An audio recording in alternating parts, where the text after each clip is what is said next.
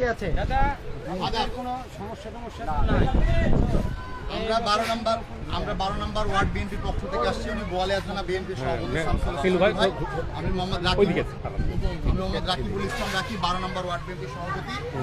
আমাদেরকে দেশনায়ক তারেক রহমান এই সনাতন ধর্মী ভাই বোনদের সাথে পাশে থাকার জন্য এবং আপনাদের খোঁজ খবর নেওয়ার জন্য পাঠাইছে। আপনারা ঠিকমতো আপনাদের এই উৎসব পালন করতে পারছেন। না, সমস্যা নাই, আমাদের কোনো সমস্যা নাই। তো আগের থেকে এখন আরও ভালো করে পূজা করা হচ্ছে, কোনো ধরনের সমস্যা নেই। আর এই বছর হচ্ছে মানে আইনানুগ ব্যবস্থা অনেক ভালো এবং অনেক কল করে খোঁজ করা হচ্ছে সব দিক থেকে। এমনি আপনাদেরকে 12 নম্বর ওয়ার্ড বিএনপি খোঁজ খবর নিচ্ছে বা কি অবস্থা না অবস্থা?